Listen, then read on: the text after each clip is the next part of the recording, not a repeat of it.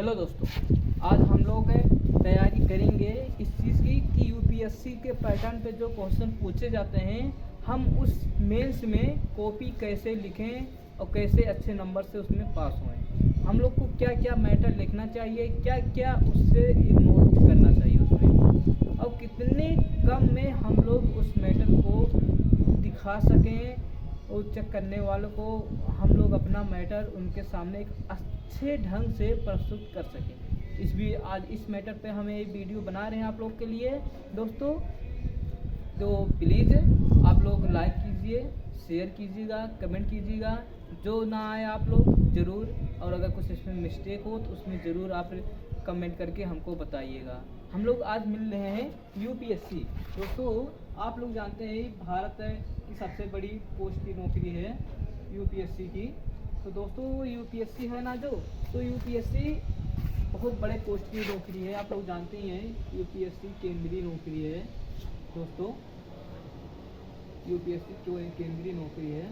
तो हम आप लोग को आज ये भी बताएंगे यूपीएससी जो है हम लोग की डिमांड क्या मांगती है, यूपीएससी में डिमांड क्या है, मेंस में हम लोग से क्या वो मांग रहा है। मेंस में देखिए आपको कॉपी ऐसे ही मिलेगा दोस्तों, कॉपी मेंस में सेम इसी आधार पे इतने मिलेगा और इसमें लिखा रहेगा 150 वर्ड में। क्या दोस्तों 150 वर्ड में आपको 150 वर्ड में वो मांगेगा कि आपको यही दीजिए। अब आपको यहाँ क्वेश्चन दे देगा भैया, यहाँ आपको क्वेश्चन दे देगा ऐसे करके यहाँ क्वेश्चन लिखा रहेगा। ठीक, इतने दूर में आपका क्वेश्चन होगा। ठीक, आपका अब इतना फिर 150 वर्ड में आपको लिखना रहेगा इतने में। ठीक, तो दोस्तों आपको 150 वर्ड इतने में लिखना है। वही सोच लो कि आपको इतने में 150 वर्ड में व्यक्त करना है जो क्वेश्चन आपसे पूछा गया है। तो हम आप लोग को इतना एक्स्ट्रा समय लेते हुए इस क्वेश्चन के बारे में बताते हैं यूपीएससी में किस प्रकार से क्वेश्चन लिखें। तो ठीक है, जैसे मान लीजिए आपसे सम्राट अशोक, ठीक, सम्राट अशोक की प्रशासनिक ढांचा पूछ लेता है या हड़प्पा काल का कोई क्वेश्चन पूछ लेता है। मान लीजिए हम लोग पिछली वीडियो में इन मौर्य काल के बारे में, गुप्त काल के बारे में जानकारी ले चुके हैं। तो हम लोग मॉडर्न हिस्ट्री, आधुनिक भारत के बारे में जानते हैं कि मान लीजिए उस बारे में पूछ लिया, यहाँ पर पूछ लिया स्थापत्य कला का नहीं, मान लीजिए 1857 की क्रांति पूछ ली। ठीक, 1857 की क्रांति होने का कारण भैया तो तीन पूछेगा, आप तो अच्छी तरह जानते हैं। और मान लीजिए पर्यावरण से पूछ लिया दोस्तों, पर्यावरण से भी पूछता है क्वेश्चन। अब तो इसमें क्वेश्चन है इकोनॉमिक्स इत्यादि चीज़ें जो उसमें इकोलॉजी इत्यादि चीज़ें हैं दोस्तों उसमें। अब हम क्या क्या होता है आप लोग को बहुत सब चीज़ें हैं उसमें। तो देखिए इन्वायरमेंट भी है जिसमें पर्यावरण आता है, पूरा ये सब जो चीज़ें हैं यूपीएससी में। लेकिन क्या मांग रहा है उस समय आप लोग को देखिए, मैं एक सिंपल सा डेमो देकर बताता हूँ आपको इसमें क्या डिमांड है, यूपीएससी की क्या डिमांड है, आप क्या क्या पढ़कर यूपीएससी का मेंस है दोस्तों। ये मेंस के लिए है। देखिए मैं आप लोग को पहले बता रहा हूँ, ये मेंस के लिए मैं आप लोग को बता रहा हूँ कि मेंस में आप किस प्रकार से लिखेंगे। आप 150 वर्ड में 45 वर्ड भी लिखेंगे तब भी आपका चल जाएगा दोस्तों। लेकिन ए मैक्सिमम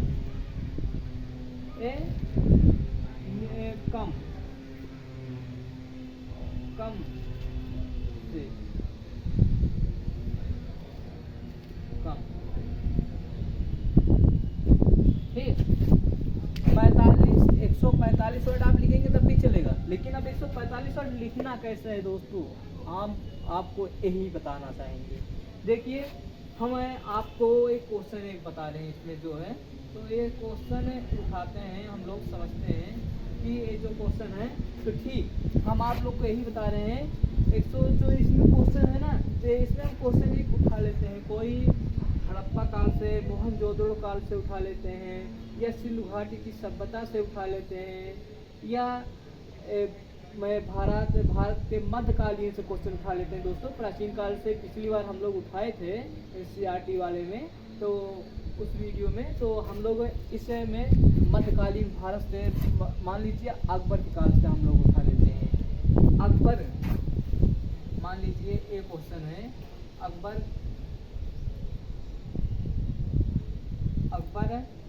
को मुगल काल का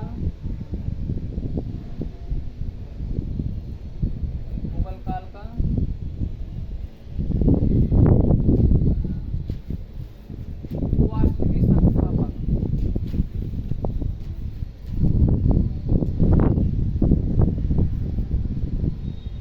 मान लीजिए ये चीजें ना हट कर हम लोग से एक पूछ लेता है। ठीक दोस्तों, मान लीजिए अकबर को मुगल काल का बादशाह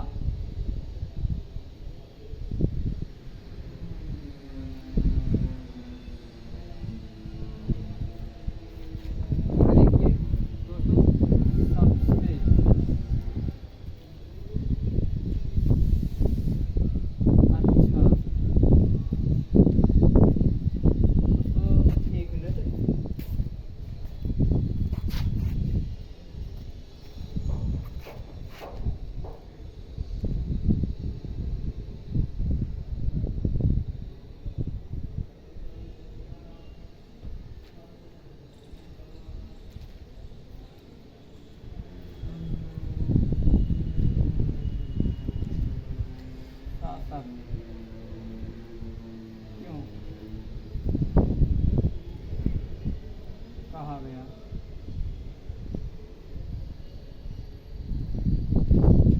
कहा गया था।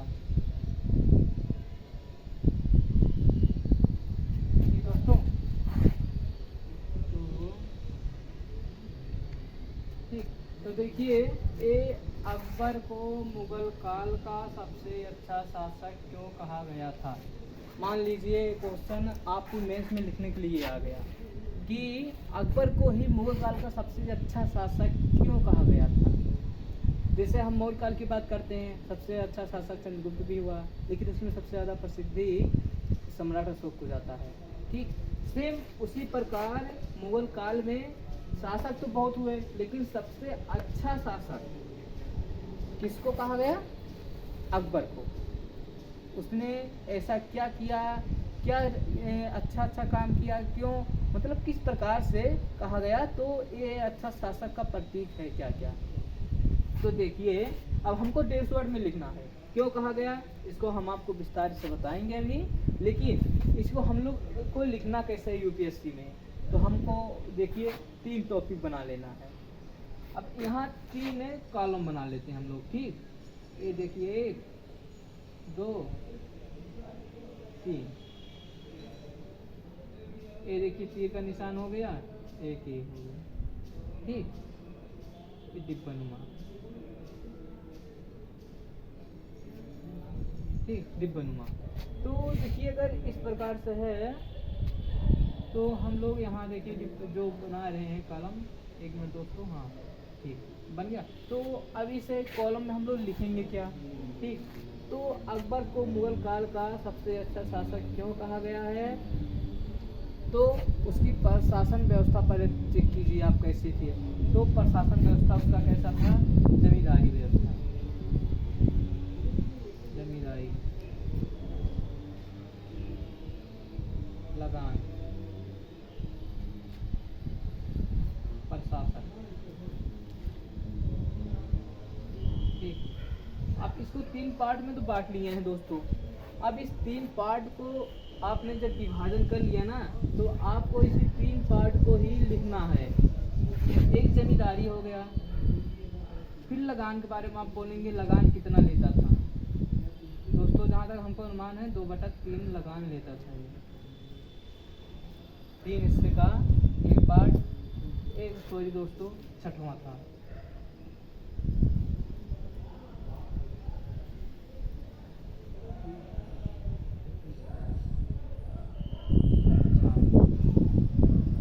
एक था, ठीक, पर इसका यही था लगान 6वां हिस्सा का 6वां का 1 लेता था। कर बहुत ही कम लगाया था, मतलब टैक्स, आज के समय में जिसको हम लोग टैक्स बोलते हैं, ये चीज़ें बहुत कम मात्रा में थी। ठीक, आप उसके बारे में लिखोगे। जमींदारी पर था, मतलब उस समय जमींदार जिसको बोलते थे, मलकाना हक जिसके अंदर होता था, जिसको आज के समय में हम लोग क्या बोलते हैं, जमींदार के अंदर जो लोग काम करते हैं, प्रधान, मुखिया इत्यादि। और यही जमींदारी बड़ी होती थी, जिसको आज एक प्रकार से जिला में जो होते थे जमींदार, एक जिला का जो होते थे जिलाधिकारी, जिसको आज बोलते हैं ये। ठीक उसी समय एक जिले का, लेकिन ये लोग 8 के होते थे, एक के ही नहीं होते थे, 8, किसी के पास 8, किसी के पास 6, किसी के पास 5, किसी के पास 2, मतलब वैसे ही जमींदारी होती थी उन लोग के अंदर। और मेन लगाम राजा के पास होता था दोस्तों, मेन राजा होता था इसमें। जैसे आज केंद्र सरकार है, राज्य सरकार है, उसी प्रकार से सेम उसी के आधार पे शासन व्यवस्था बांटी गई है अपने भारत की, एक प्रकार से देखा जाए। बस न्यायालय रखा गया है, उस समय भी ये चीज़ें होती थी, लेकिन अंतिम निर्णय राजा का होता था, सेम उसी प्रकार। लेकिन इसमें एक चीज़ एक अच्छी थी मुगल काल की यहाँ अकबर के शासन काल की बहुत अच्छी थी कि वो सभी का आश्वासन, सभी का निर्णय लेकर मंत्रीगण का, उसके बाद ही उस पर अमल करता था, कैसे किस प्रकार क्या कार्रवाई किस पर की जाती है। हम लोग देखिए यूपीएससी की बात कर रहे थे, तो लिखना क्या है, हमने आपको बता दिया, जमींदारी पे आप कम से कम 20 वर्ड लिखेंगे।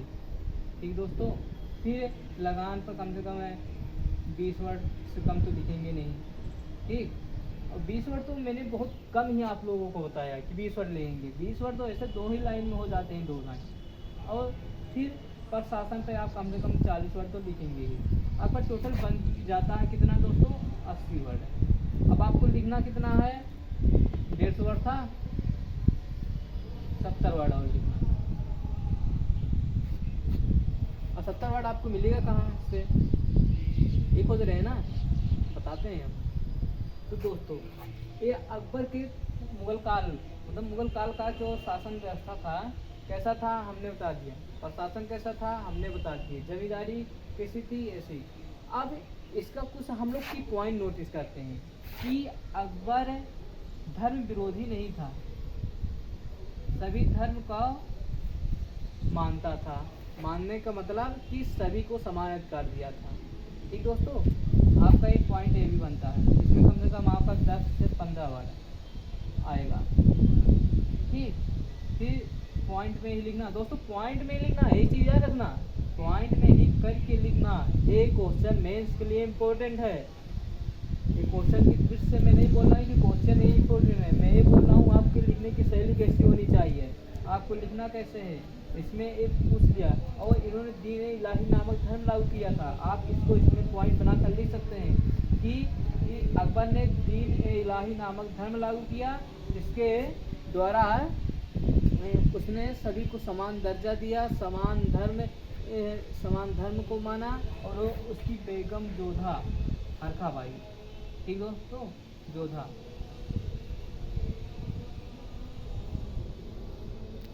थी, ठीक, बेगम तो हरखाबाई के नाम से फेमस थी दोस्तों। तो दोस्तों जो इसमें है ना, कम से कम 10 से 15 वर्ड इसमें हो जाएगा। आपका 60 वर्ड ही लिखना है, इसमें 70 वर्ड ही इसमें, 80 वर्ड आपका तो हो ही गया है। फिर इसका ये हुआ धर्म के बारे में आप बोल दिए कि ये कि बहुत ही अच्छा और प्रिय शासक था, मतलब सभी को संरक्षण देने वाला शासक था। आप लिख सकते हैं सीधा कि सभी कलाकार, महान पुरुष इत्यादि लोग का संरक्षण देने वाला शासक था, कला प्रेमी था। ठीक दोस्तों,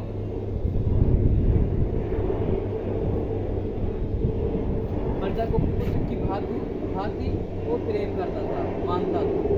ठीक, इतने तो दोस्तों आपको 180 वर्ड मिल जाएगा दोस्तों, जैसे 70 वर्ड बाकी छोड़ो, आपको तो मिल गया पॉइंट ना।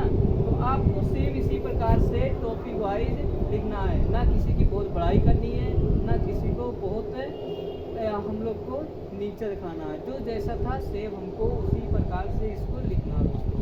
हम लोग बस देखिए इसको निकालना है।